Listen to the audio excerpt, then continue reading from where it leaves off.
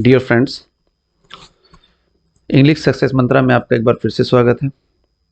आज मैं आपके सामने लेकर आया हूँ sonnet number 29। This sonnet was composed by William Shakespeare and the title is Van in Disgrace with Fortune and Men's Eyes। तो देखिए ये सोनेट नंबर 29 हम जानते हैं कि सोनेट क्या होती है। A short poem of 14 lines, 14 line की पोएम्स, जिसको हम सोनेट कहते हैं। और ये चूंकि विलियम शेक्सपियर ने लिखी इसलिए ये कौन सी सोनेट है? इंग्लिश सोनेट है।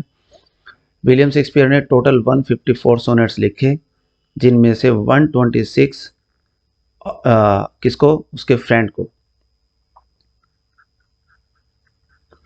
फ्रेंड को डेडिकेट है, और लास्ट के 28 किसको है? डार्क लेडी को। और उसके फ्रेंड का नाम क्या है? अर्ल ऑफ साउथहैम्पटन, यानी कि एक पोस्ट है जो साउथहैम्पटन का क्या था? वो अर्ल, जिसको इसने ये 126 सोनेट डेडिकेट किए। तो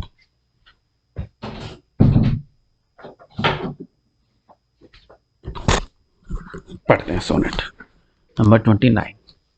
कह रहा है कि when in disgrace with fortune and men's eyes, I all alone beweep my outcast state and trouble deep heaven with my bootless cries and look upon myself and curse my fate। देखिए क्या कह रहा है कि जब कभी, when मतलब जब कभी, in disgrace with fortune and men's eyes, जब कभी disgrace मीन्स होता है despair,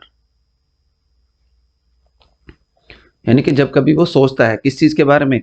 अपने फॉर्च्यून के बारे में। फॉर्च्यून यहाँ पर वेल्थ से रिलेटेड है, क्योंकि उसके पास पैसा नहीं है। जब उसने ये सोनेट लिखी 1590 में, तो उस टाइम पर वो इतना फेमस नहीं था, उसके पास इतना पैसा नहीं था। दैट्स वाई वो अपने फॉर्च्यून के बारे में जब सोचता है तो वो दुखी हो जाता है। एंड्स मैंस आईज माई आउटकास्ट स्टेट, और जब वो ये देखता है कि लोगों की नज़रों में वो आउटकास्ट हो चुका है, वो रिजेक्ट हो चुका है, तो क्या करता है? कभी आई ऑल अलोन बीवी, तो वो अकेले में रोता है, अकेले में रोता है। दोनों लाइन का मीनिंग दोबारा सुन लीजिए। कह रहा है कि जब कभी भी कभी अपने फॉर्च्यून के बारे में सोचता है, अपने बैड फॉर्च्यून के बारे में सोचता है, और वो ये देखता है कि लोगों की नज़रों में वो आउटकास्ट हो चुका है, तो वो दुखी होता है और अकेले में रोता है। And trouble deaf heaven with my bootless cry. Bootless का मतलब होता है फ्यूटाइल, यूजलेस। तो क्या करता है वो कि हेवन भी उसकी ये यूजलेस क्राइज, उसकी यूजलेस रोने की जो आवाज है, इसको सुन सुनकर क्या हो चुका है? हेवन भी डीप हो चुका है, यानी कि भगवान ने भी अब उसकी रोने की आवाज को सुनना बंद कर दिया है, उसको इग्नोर करना शुरू कर दिया है। And look upon myself and curse my fate. कह रहा मैं अपने बारे में सोचता हूँ और अपने भाग्य को कोसता हूँ। क्यों कोसता है अपने भाग्य को? वो पोएट है, एक ड्रामेटिस्ट है, लेकिन ना तो उसका नाम है, ना उसकी कोई पहचान है, ना ही उसके पास पैसा है, और लोगों की नज़रों में वो आउटकास्ट हो चुका है, एक रिजेक्टेड व्यक्ति हो चुका है, इसलिए वो अपने भाग्य को कोसता है। सेकंड स्टैंजा की बात करते हैं। कह रहा wishing me like to one more rich in hope. तो किसी एक व्यक्ति की तरह क्या बनना चाह रहा है? वो अमीर बनना चाह रहा है। देखिए लाइक का यूज हुआ है, सिमली है, फिगर ऑफ स्पीच यहाँ पे सिमली का प्रयोग किया गया है। फीचर्ड लाइक हिम, किसी और व्यक्ति की तरह कह रहा है कि वो उसकी तरह फीचर्ड हो। फीचर्ड मीन्स हैंडसम हो। काश वो उस किसी दूसरे व्यक्ति की तरह हैंडसम होता। Like him with his friends possessed, या फिर उसके पास वो सब कुछ होता जो उसके दोस्तों के पास है। डिजायरिंग दैट मीन्स आर्ट, कह रहा है कि काश उसके पास कोई ऐसी कला होती, कोई किसी व्यक्ति की तरफ इशारा करते हुए कह रहा है कि काश उसके पास कोई ऐसा हुनर होता, ऐसी कोई स्किल होती। एंड दैट मीन्स स्कोप, कि वो स्कोप पॉलिटिकल अप्रोच।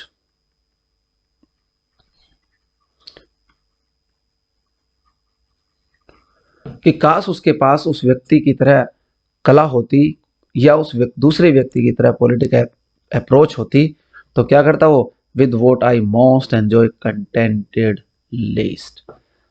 तो मैं उन व्यक्ति की तरह अपने एक सेटिस्फाइड लाइफ को एंजॉय करता। अगर इनमें से कोई एक भी चीज होती, या तो वो अमीर होता, या वो हैंडसम होता, या उसके पास वो सब कुछ होता जो उसके दोस्तों के पास है, या उसके पास कोई कला होती, या उसके पास पॉलिटिकल अप्रोच होती, तो वो अपनी लाइफ को संतुष्ट होकर जीता। लेकिन ऐसा कुछ भी नहीं है। कह रहा है कि yet in these thoughts myself almost despising. कह रहा है लेकिन इन सभी विचारों में, ऊपर वाले जितने भी विचार हैं उनकी बात कर रहा है, कि इन सभी विचारों में माई सेल्फ ऑलमोस्ट डेस्पाइसिंग, जब भी मैं ऊपर वाले इन विचारों को अपने मन में लाता हूं, तो मैं अपने आप से क्या करता हूं, नफरत करने लगता हूं, अपने बारे में बुरा बुरा सोचने लगता हूं। लेकिन हैप्पीली का मतलब होता है by chance. By chance I think on the means उसका मित्र, उसका फ्रेंड, यानी कि यू।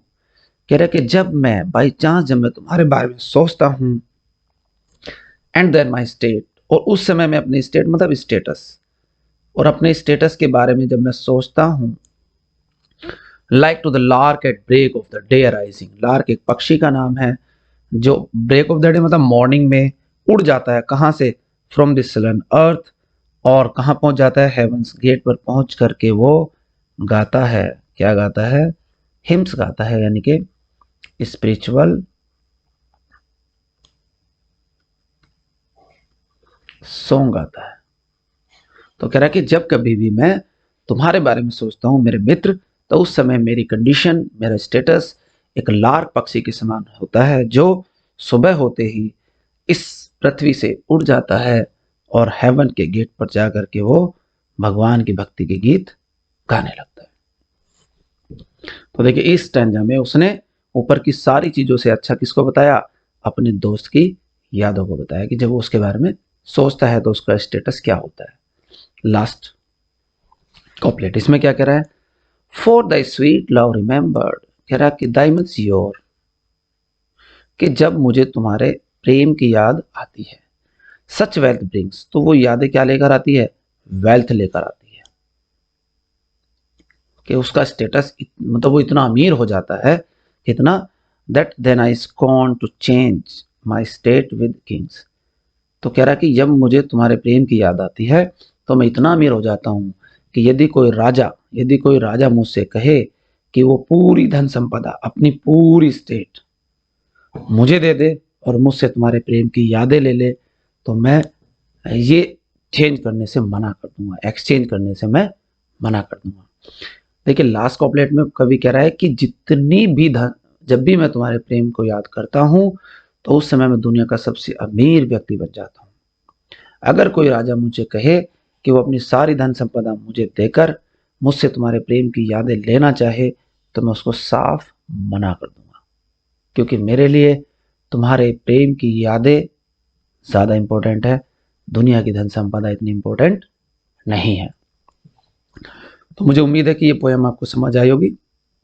चलिए इसकी राइमिंग स्कीम देख लेते हैं।